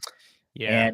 And the Lions, I'm actually still willing to put the Lions up there. I don't know what it is. I get blinded every single time I watch a Jahmyr Gibbs run. Blinded by the Gibbs. When I see a Gibbs run like he had that one in overtime, I know I'm getting off track here. Yeah, that's fine. But when I see that run that he had in overtime where he's damn near untouched and he just speeds his way through the defense, trailing down the sideline with no one next to him, like I'm thinking, damn, how is this Lions team just not going to win the Super Bowl how is this Lions team not going to win the Super Bowl every year? Every time I see that, but I'd have to give it to the Rams right now. Well, the Lions used to have an electric player back in the day, and they never won a playoff game. It's true. Yeah. Barry Sanders, I'm talking about everybody. Yep. As far as the Rams, I think they're equal parts just great offensively and defensively. like with their pass rush with Byron Young and Jared Verse. And Nate Landman has been really good as their linebacker up the middle. Their secondary is great. They got some holes there, but bottom line is their offense is unstoppable. The way that no team can stop Devontae Adams in the red zone right now, even though like he's not getting a ton of catches and a ton of yardage. You give him a 50-50 ball, he's coming down with that right now. Like Matthew Stafford and him are having just the perfect connection. Puka Nacua cannot be covered at all. He gets every pass. Not to mention, we saw it a couple weeks ago against the 49ers. They're 13 personnel with their 3 tight ends right now. That's just a new element to their offense. The running game, the 2-headed running game that they have with Kyron Williams and Blake Corum. So I just think that they're just a well-oiled machine. And yes, I think by far they're the best team in the NFC. The Eagles have shown their flaws. The Lions have shown their flaws. And when you look at the resume, the Rams' 2 losses, they lost to the Philadelphia Eagles after leading most of that game 26-7. And then they probably should have beat the 49ers. But the Niners were resilient in that game and came back to win in overtime. So, as far as like other teams, the NFC, you could name some bad losses. The Rams don't have a bad loss. No. Yeah. So I think it's hands down the Rams right now, the best team in the NFL. Just look at the point differential, too, to see how balanced it's been. They're leading the league right now at plus 127. The team that's next up at the Colts at plus 112. And I don't think there's any other team that's in the hundreds. Oh, and the Seahawks are plus 107. But yeah, still, like that's a pretty wide margin when you're talking about a 15-point gap in terms of differential. And the skills report says right here, that's sad. All these years of the Lions existing, Derek mentions one electrifying player. We all know who it is. LOL. It could have been Calvin Johnson. Skills could have been Calvin Johnson, or it could have been Matthew Stafford. We were talking about Matthew Stafford before, but we were talking about Jahmyr Gibbs. Oh, that's true. Well done, Stephen. All right, another question here. Is it more Jalen Hurts or Saquon Barkley holding the Eagles' offense back right now? Oh, God, that's way too loaded of a question for me to answer. Well, I'd say it's probably Jalen Hurts. I don't know, dude. Saquon, I was going to come on here and say it was Jalen Hurts because how do you put up 21 points and not score anything in the second half? Almost the same exact thing, as earlier in the season when they lost the Tampa Bay, when they beat the Tampa Bay Buccaneers, but they didn't have like a single passing yard in the second half. It was reminiscent of that. But also, you look at Saquon, and at first I was like 10 carries for 22 yards. How is he not getting more carries? But then you look at it, he's getting 1 carry for 1 yard, 1 yard, 1 yard, 2 yards, -2 yards, 7-yard rush, 2 yards, 2 yards. It's just not having that burst like he did a year ago. And he even said after the game, like, I'm not playing well right now. It's just, the bottom line. Yeah. I think it's equal parts on the offensive line. I think it's also defenses have caught up a little bit where they use the game plan against the Eagles like the Chiefs did in the Super Bowl. But you hear enough with Mike Silver and Diana Rossini, a lot of people reporting about the Eagles offense and the frustrations that the team has with Jalen Hurts. Jalen Hurts was Super Bowl MVP, but how is that team just not better offensively? And maybe it is Kevin Patullo being their offensive play caller now and Kellen Moore being out. But the fact that they have A.J. Brown, and he got his stat line, probably his best of the season, 8 catches for 110 yards, but he loses. Devontae Smith, 6 catches for 89 yards. They're too focused on, okay, this game's going to be where we pass, and we're not going to run the football. It reminds me of Ken Dorsey when he was OC for the Bills. It's just too Madden-like. You got to mix it up, dude. You got to run the football a little bit more. And give kudos to the Dallas Cowboys for winning this game and coming back. I think the Eagles' defense is really sound. They have, as far as like the weakest point for the Eagles' defense, Adoree Jackson's just unplayable. Like, he cannot cover anybody, and George Pickens is going to eat him alive. But that offense is the reason why they lost this game. In the second half, it was punt, turnover with the fumble on Saquon Barkley, the muff punt, the ridiculous 56-yard field goal attempt that Nick Sirianni did with Jake Elliott. It was a self-inflicted loss, in my opinion, for the Eagles. Give kudos to the Dallas Cowboys for coming back and winning, but the Eagles should have won this game if they look like the team that they were a year ago. Well, you went around the offensive line, the offensive coordinator. What about the one glaring dark cloud that's hovering over the Eagles right now? The Madden video game cover. Ah, yes. I think that has something to do with it. Yeah, yeah, that's a good point, Stephen. We mentioned that every time someone's put on Madden, and there's always a curse, like last year, Christian McCaffrey with all the injuries. Saquon is just having a bad season. And also, I'll do you one more as far as curses. When a guy rushes for 2,000 yards one season, he doesn't have a good season the next year. Yeah. Boy. He's the new Chris Johnson. Yeah. George Pickens is sick, by the way. That guy's he's set to make some money. Yeah. You think the Steelers fucked up with that one? Because I'm sure Aaron Rodgers would love to have him right now. Maybe. I don't know. I know I know he was a headache, but like, you like that astute answer that I just gave you? Maybe. I don't know. I mean, that's fair. I don't mind that at all. Yeah. All right, next question here. Who's winning the NFC North at this point? God. You just mentioned the Lions. Their offense is, I mean, Jahmyr Gibbs. Let's just give him credit with the stat line here. What was the final tally? I know that. I mean, there was a lot of crazy ass plays from the Giants in this game. The flea flicker where Jameis throws to Wan'Dale Robinson, the touchdown from Gunnar Olszewski to Jameis Winston, where he looked like a tight end there, just pushing that defender off of him. But Jahmyr Gibbs, 219 yards rushing, 2 touchdowns, and he had 11 catches for 45 yards and 1 touchdown.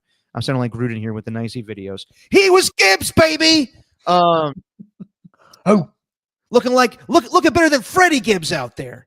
I don't know what I'm saying, but yeah, I think that the Lions' offense is amazing. Defensively, they got a lot of problems, and they got Aiden Hutchinson, who's a great pass rusher, but I think they've taken a step back with Kelvin Shepard as defensive coordinator. Not to say that his fault, but they've just been decimated with injuries in the secondary. So Lions have the best offense in that division. Packers have the best defense in that division, just with Micah Parsons getting another 10-sack season. Sure. And J.J. McCarthy just looked terrible in that game. And Emmanuel Wilson looked pretty good, filling in for Josh Jacobs. The Bears just know how to win, man. Give credit to you for getting that win, getting that pick right. I think that Caleb Williams may have had his best performance in the pros against that Steelers defense. And the Steelers defense has been hit or miss this year. But yeah, if I had to say right now, I probably lean Packers just because of their defense. But I think it's a 3-team race right now. I think it could be anybody's division. Yeah, I think so too. But I would give it to the Lions just based on their experience alone. They've been there before. And with the Packers, even though you say the defense is better, they've also proven they can be vulnerable. And if you don't let that pass rush get to the quarterback, then I think they can allow points. So with the Lions, I think I'd just give it to them based on their high-powered offense, which I think can beat anybody in the NFL. Whereas the Packers defense, they can be limited. So, or in offense, I'm not going to say an offense is going to run or pass all over them, but they can at least drive down the field and make them look mediocre. Whereas the Lions, I think they got so much experience. And where was it? I started Jameis, 32 points. What a legend. Jameis with that trickery, what the hell was that? Yeah, dude. I love Jameis. I never thought that Mike Kafka and the Giants would have more creative play calls than the Lions, but they did. And it took everything in them to win that game. In the end, they pull off the win. But I would say the Lions are a little more vulnerable right now defensively. As far as the Packers, you can run the ball on them, but they just get after the quarterback, Rashawn Gary and Micah Parsons, and they beat up on a bad offensive line and a bad quarterback in J.J. McCarthy right now. But yeah, there's definitely some flaws with them as well. Bears, they're opportunistic with their defense. They get turnovers. Offensively, Caleb looks pretty good in the recent weeks. Throwing 3 touchdown passes. Colston Loveland has come into his own. I still probably go Packers. The Thursday game on Christmas. The Thursday game on Thanksgiving will be telling between the Lions and the Packers here. Yeah. As far as I said this last week, but I'll ask you again. It's pretty clear you think the Ravens are winning that division over the Steelers? I think so. Yeah. I think the Steelers are just like, in a way, their offense almost looked, I don't want to say better with Mason Rudolph, but it looked a little more explosive. I just don't think with Rodgers you're getting that anymore. Yeah, he was more elusive with, the offensive line, just being more mobile, I should say. But I think this is probably the same outcome if Rodgers plays, maybe less offensively from the Steelers. The Steelers defense, like I said, hit or miss. Rodgers will come back, but yeah, I don't know if they have enough right now because the Steelers still have to play the Ravens twice. They have to play the Bills and the Lions. I can't imagine they finish with a fairly good record. I think like they probably finish 9-8 if at best. Yeah. So, but again, another Thanksgiving name that's going to be really telling. If Joe Burrow ends up returning on Thanksgiving, what do the Ravens look like?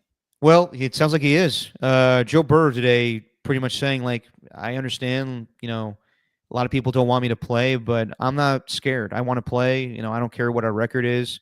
I love growing up watching Thanksgiving games. And he said, would you say this is disrespectful where he said, I grew up watching Matthew Stafford throw to Calvin Johnson for 300 to 400 yards and still losing, but it was always fun. And Matthew Stafford's still playing. Like, would Matthew Stafford see that as an insult or be like, oh, he looked up to me? Okay. No, that's facts. Yeah, and it is facts. Fair enough. Okay. Was the Chiefs' outcome against the Colts 23-20 in overtime more telling of the Chiefs or the Colts when it comes to playoff time? I think the Colts. Colts are suffering from a Daniel Jones problem right now, where Shane Steichen's not trusting him as much.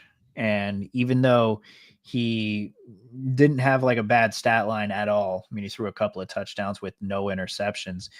There's just something that's lacking with the Colts offense that wasn't before. Like, instead of just rolling through teams, they haven't been able to do that. So I think Daniel Jones is coming back down to earth a little bit. I would say that is true, but he didn't do anything to cost them the game. No.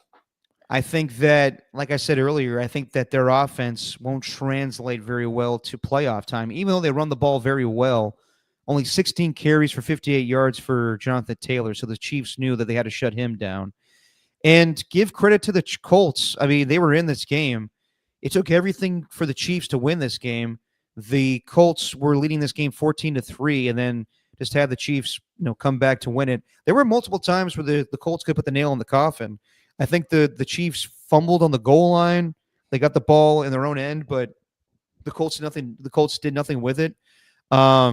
I think this showed that the Colts have the potential to be a problem for any team in the AFC playoffs, but in the end, the Chiefs will just find a way. Like, you could have killed this team and maybe knocked them out of the playoffs or made it really hard for them to advance, but they found a way, and they weren't scared of this Colts team. And like, in the end, Lou Anarumo had a good game plan and usually schemes it up pretty well against Patrick Mahomes. And they had all of their secondary healthy for this game. They had Sauce Gardner, they had Kenny Moore, they had Charvarius Ward, and Patrick Mahomes picked on Charvarius Ward pretty well. Mm-hmm. Even though Patrick Mahomes didn't throw any touchdown passes in this game, he still threw for 352 yards. So I think the Colts are going to win this division, no doubt. But it showed that maybe when they play the Chiefs or the Bills in that potential first-round matchup at home, the more experienced teams are going to beat them. Yeah, but with that being said, I wouldn't mind seeing them again in the playoffs. Oh, absolutely. Absolutely. It would be a great matchup. All right here. Will Jackson Smith and Jigba get to 2,000 yards receiving? Right now, he's at 1,313 yards. He's had 75 yards in every single game this season. Is he going to get to 2,000? Yes. I'll just go yes. Yeah, okay. For the pure excitement of it. Yeah. I'm going to say, I'll say he breaks Calvin Johnson's record, which is a little more than 1,900. Mm-hmm. But I don't think he gets to 2,000. I think there'll be eventually a team that gets, JSN to probably like 45 yards receiving. Really? Yeah. I mean, who's the Seahawks record holder in receiving yards in a single season? Yeah. I think Steve Largent. single season. Well, he's definitely the all-time single. Maybe DK season or Tyler Lockett. receiving leaders. Well, wait a second. Or maybe Doug Baldwin. Whoa. Or who is it? I'm trying to. Oh, he's already set the record. Oh, Oh my God. Well, there you go. He's already passed DK Metcalf's mark. Yeah, this guy's special. That's crazy. Yeah, but you know what? Like, he's so uncoverable. Like, Yeah.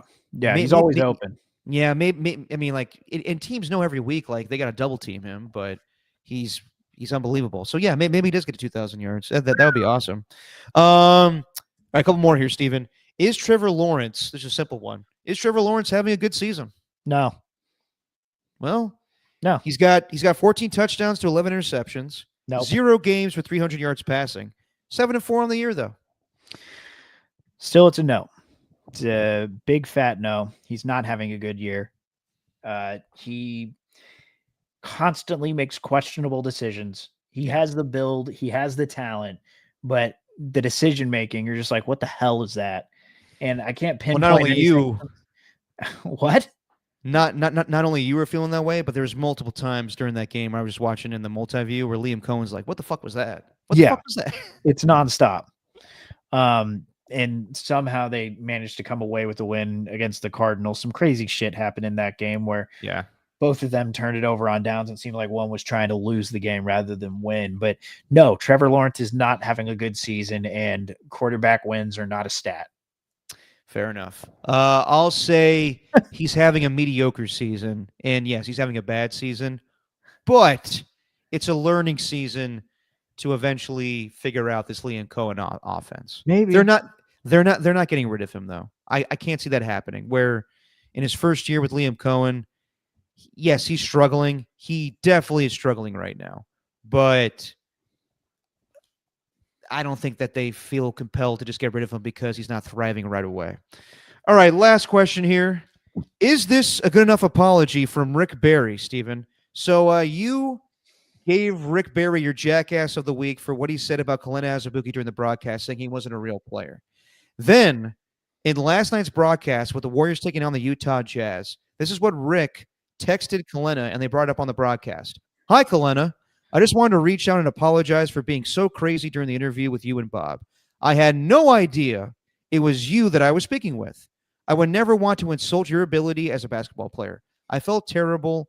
I hope you accept my sincere apology. All the best to you. Is that a good enough apology for you?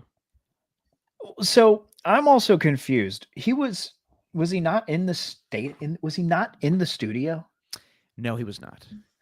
Okay. I didn't know that. Are you saying like in the broadcast booth with Kalena and Bob? Yeah. Yeah. Apparently not. It sounds weird where I think they're in a different setting. I don't know what Rick's health is like these days. I think he was there, right? He had to be there for the celebration. Yeah. Yeah, he was. Well, I don't know where he was, but I think they just gave him a headset and he did not know that he was. I mean, Fitz has been doing the games for years, so he had to know he was talking to Fitz. Kalena is a newer addition, but I'm going to say this. I call bullshit. I think that Rick knew he was talking to Kalena, and even at one point, Bob says, Kalena played in the lead, Rick. But Rick has been kind of a curmudgeon for years and also will call you out if he didn't think you were a good player. I think he got enough backlash where he was like, I probably should apologize to Kalena. Apologies. I don't know. Congratulations. You sent him a text message apologizing, but still in the first place, like you went after this guy who I don't know who he thought he was in the first place. Like, who do you think you were talking to? Yeah. But like, I saw that apology. I was like, okay. All right. Well, congrats. Hope he can sleep better at night with that. Yeah. All right. Before we get over, Steven, let's pick some games for Turkey Day and Black Friday. We got 4 games this Thanksgiving week. Let's start with a pretty good one. Green Bay taking on the Detroit Lions. The Lions are 2.5-point favorites, over under 49. Nice change of the background here. Thank you. We are going to go with laying the points with the Lions, but I'm going to take the under. I'm doing the exact same thing. The Packers dominated the Lions week 1, but I think, with them playing in Ford Field, I think that the Lions get their offense going. I think that the Packers don't have enough offense to keep up at this point. So give me the same thing. Lions win, lay the points, going under on the 49. Then we got what probably will be the highest rated NFL game, maybe regular season game of all time, or even NFL playoff game. This might be the most watched game of all time, with the Kansas City Chiefs taking on the Dallas Cowboys. The Chiefs are 3-point favorites, over under 52.5. I'm going to say the Chiefs have another holiday dud. I'm going to take the Cowboys winning in Dallas, and I'm going to take the over. I like what you're thinking there, Steven, but I'm not going to go the same way as you. I'll take the Chiefs to win, lay the points. I'm going under on the 52.5. Then we got the Cincinnati Bengals at the Baltimore Ravens. Joe Burrow is coming back. The Ravens are 7-point favorites, over under 52. I'll take this game to be a little bit closer, but I'm going to have the Ravens winning. I'm going to have the Bengals covering, and we're going to go over. Doing the exact same thing.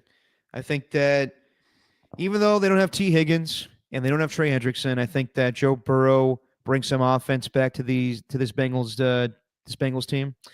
But yeah, give me the Ravens to win, and I'll go over on the 52. I think it's a shootout.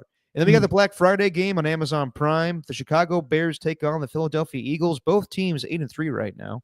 Eagles are 7-point favorites, over under 44.5.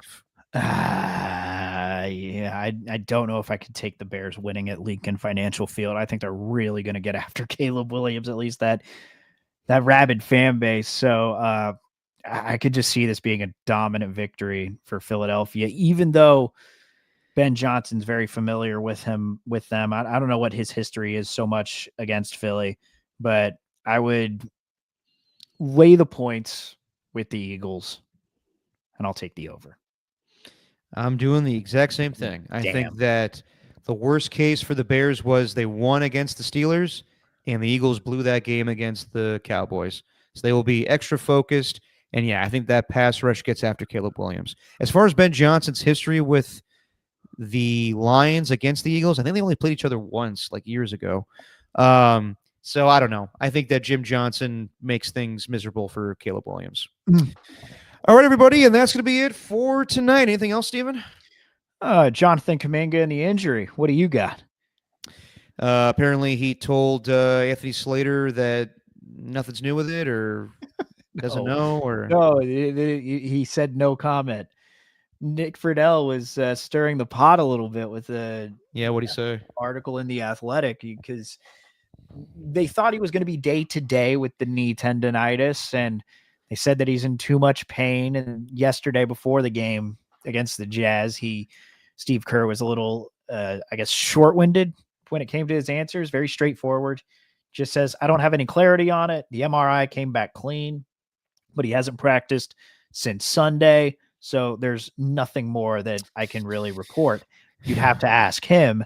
And then when Nick Friedel went to ask him, then he declined to comment. So people speculating now based on that. Oh boy, that he's faking it. If he holds out until January 15th, then we got a problem on our hands. Yeah. I'll say this: I'm gonna reserve judgment until there's concrete evidence. But if he's holding out because he's pissed off that he was benched in one game and he's becoming the scapegoat for this team, and that's all I need to know to get rid of him. Yeah. Isn't that fun? It's fun until it becomes a thing, Steven. If this is legitimate, where we're actually questioning if this guy's holding out on the team, yikes. Until then, thanks to everybody in the chat. Thanks to AJ Cruz. Thanks to Pat H. Thanks to Otis Birders the Word. Thanks to the Skills Report. Thanks to Ernie 1, Ernie 2. I didn't see Tacky in here. Thanks to our guy, Mac Van. And I believe that is it. Everybody, have a fantastic Thanksgiving. We'll see you guys on Saturday. Steven, say what you always say. Gobble gobble. He always says that.